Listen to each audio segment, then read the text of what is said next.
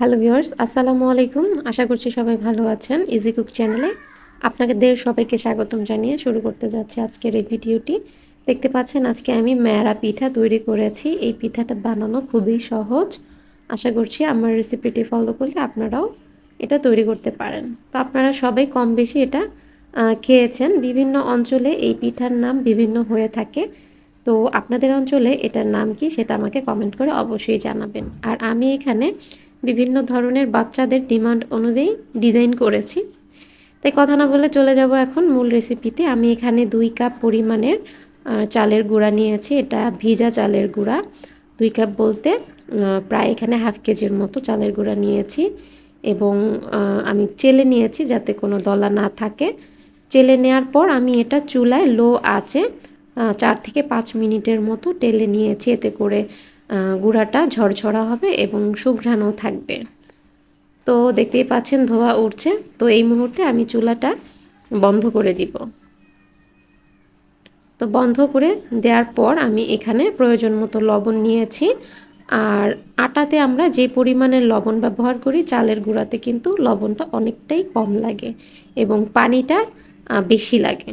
তো যেহেতু আমার এটা ভিজা চালের গুঁড়া ছিল একটু শুকিয়ে নিয়েছি, এখন কিন্তু পানিটা একটু বেশিই লাগবে। আর পানিটা একবারে দেওয়া যাবে না, আমি একদম ফুটন্ত গরম পানি এখানে দিয়ে দিচ্ছি। আমি এখানে প্রায় 1 কাপের থেকে একটু বেশি পরিমাণের পানি ব্যবহার করেছি। তো যখন এরকম হয়ে যাবে মানে হাতে সহ্য করা যাবে ঠিক তখনই গরম অবস্থায় আমি এটা মথে নিব। আর এটা খুব সময় নিয়ে মথে নিতে হবে যাতে সফট একটি ডো হয়। তো আমি বেশ কিছুক্ষণ এটা মথে নিয়েছি। দেখতেই পাচ্ছেন খুব সফট একটি ডো হয়েছে। এখন আমি একটি শুকনা কাপড় দিয়ে ভালোভাবে ঢেকে দিব। কাপড়টা আমি ভিজিয়ে নিয়েছিলাম, এতে করে ডোটা ড্রাই হবে না। তো সেখান থেকে আমি কিছু ডো হাতে নিয়ে আপনাদেরকে শেপ করে দেখাচ্ছি। ম্যাড়া পিঠা মূলত এই শেপই হয়, হাতের তালুতে ঘুরিয়ে ঘুরিয়ে ঠিক এইভাবে তৈরি করে নিতে হয়। তো আমি পরিমাণে অল্প পিঠা বানিয়েছি, তাই আমি বিভিন্ন ডিজাইন আপনাদেরকে তৈরি করে দেখাচ্ছি।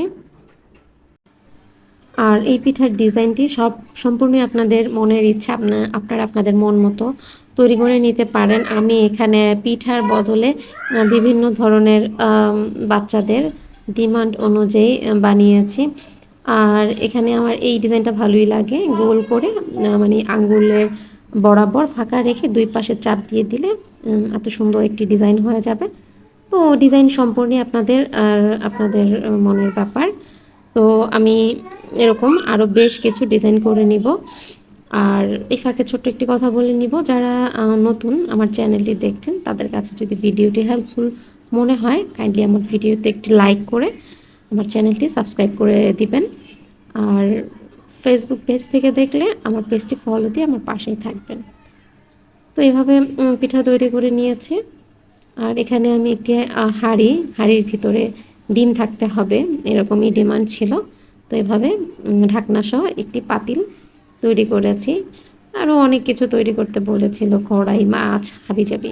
যাই হোক আমি যতটুকু পেরেছি আমি তৈরি করেছি আর আপনাদের সাথে শেয়ারও করেছি।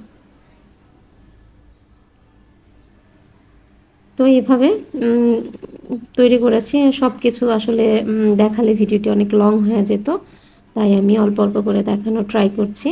তো দেখতেই পাচ্ছেন একটি কড়াই, তার মধ্যে মাছ থাকতে হবে, স্পুন থাকতে হবে, অনেক কিছু। যাই হোক আমি এগুলো তৈরি করে নিয়েছি।